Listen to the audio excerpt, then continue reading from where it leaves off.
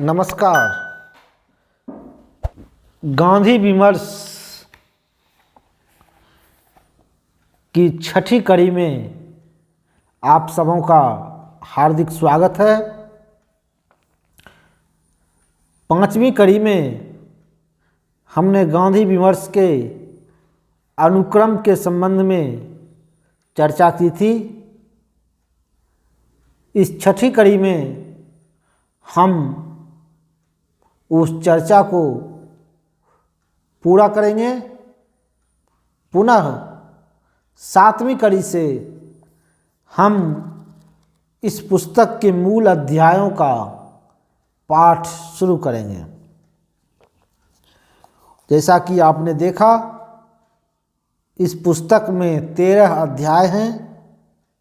राष्ट्र, सभ्यता, धर्म, राजनीति, स्वराज, शिक्षा, स्त्री, दलित, स्वास्थ्य, प्रौद्योगिकी, पर्यावरण, विकास एवं भूमंडलीकरण।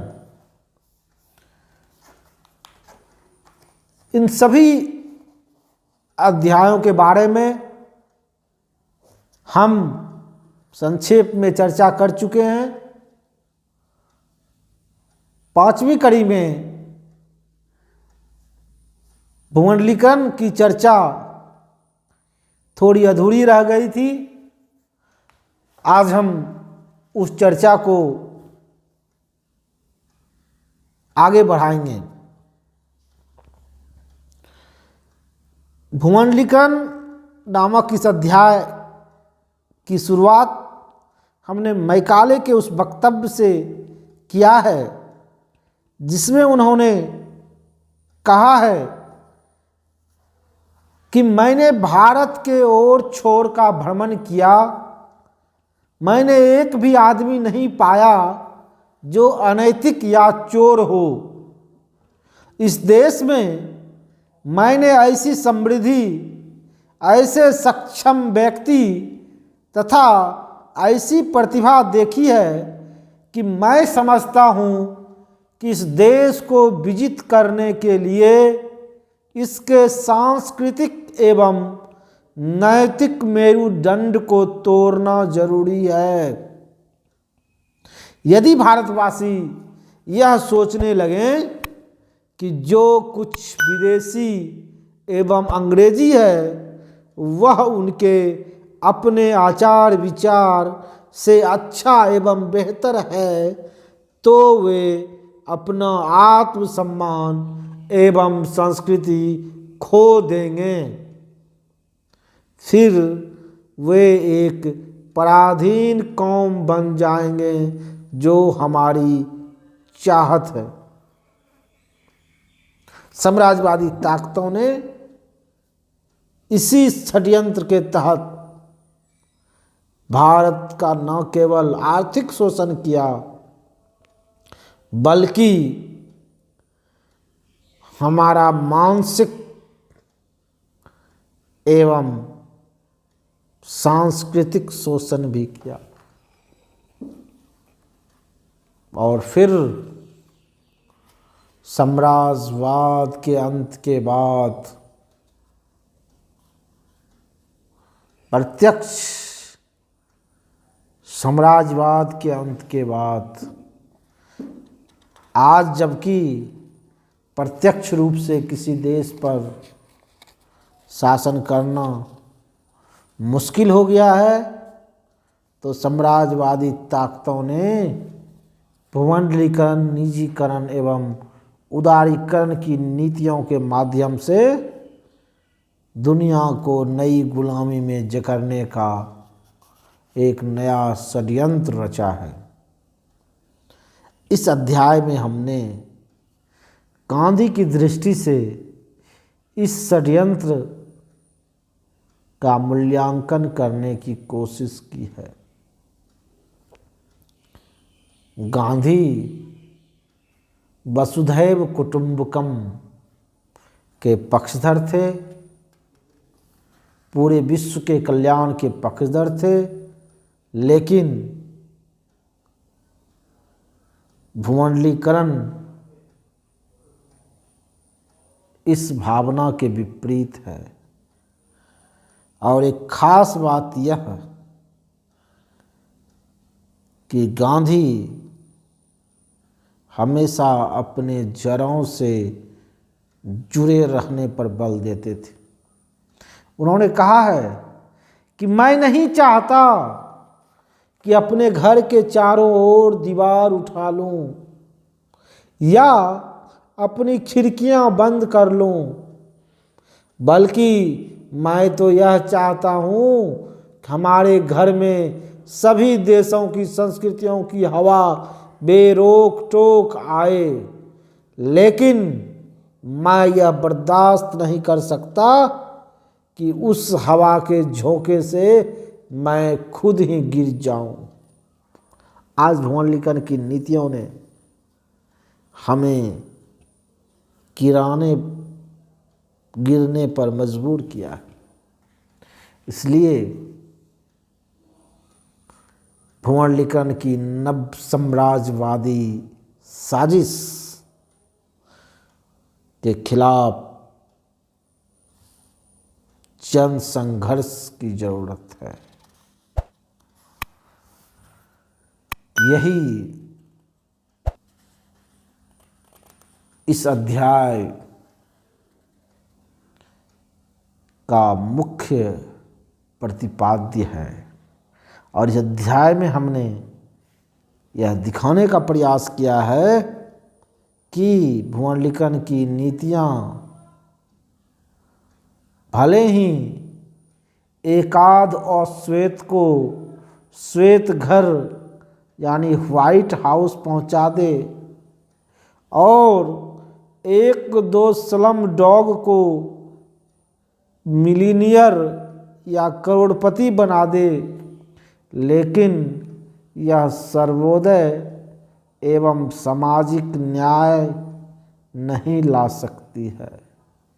इसलिए भुवंडलीकरण की नीतियां भारत के लिए खतरनाक है और कालांतर में पूरी दुनिया के लिए भी खतरनाक है। यह दुनिया का नाश करने वाली और खुद भी नाशवान है। और अंत में हमने यह दिखाने का प्रयास किया है कि गांधी ने भविष्य का कर्तव्य शास्त्र तैयार नहीं किया है। वे आज और अभी के उपासक थे। उन्हें जो ठीक लगता था उस पर वे तुरंत अमल करते थे। तभी तो उन्होंने कहा है कि मेरा जीवन ही मेरा संदेश है। अतः यदि समसामयिक संदर्भों में गांधी विचार प्रासंगिक है तो हमें उस पर अमल करके दिखाना होगा। गांधी की बातों को दोहराने तिहराने, गांधी पर विमर्श करने और चर्चा करने से अधिक महत्वपूर्ण गांधी के विचारों को जीवन में उतारने की बात है। अतः गांधी विचार कहने से नहीं वरन करने से सार्थक होगा। तो आइए गांधी को पढ़ने, लिखने, समझने एवं समझाने के साथ साथ जीने का भी प्रयास करें।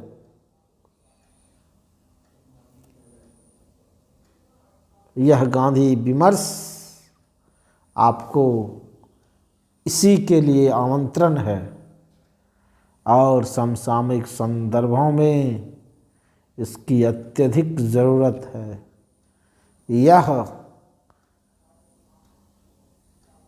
एकमात्र विकल्प भले न हो, लेकिन एक बेहतर विकल्प अवश्य है।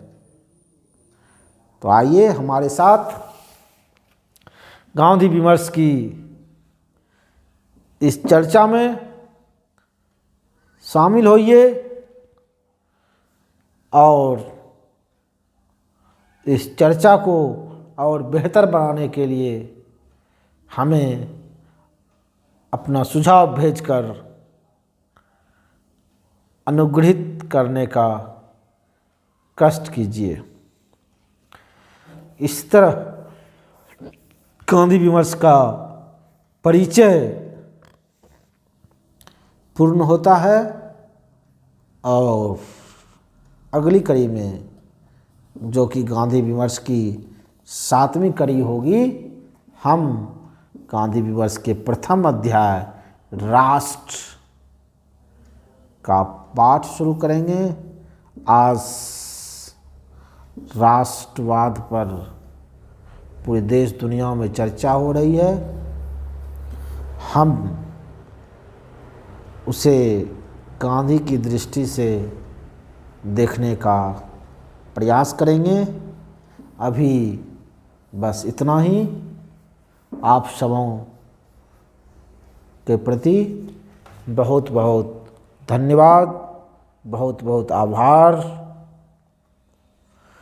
इतने कम समय में जिन लोगों ने हमारे इस प्रयास को सराहा है, जिन्होंने गांधी विमर्श श्रृंखला को पसंद किया है और इस श्रृंखला से जुड़ने के लिए हमारे YouTube चैनल को सब्सक्राइब किया है, उन तमाम लोगों के प्रति हम विशेष रूप से आभार व्यक्त करते हैं। और आने वाले दिनों में हम नियमित रूप से गांधी विमर्श के विभिन्न अध्यायों का पाठ क्रमवार, सिलसिलेवार आप लोगों के समक्ष प्रस्तुत करेंगे। आप सबों का बहुत बहुत धन्यवाद।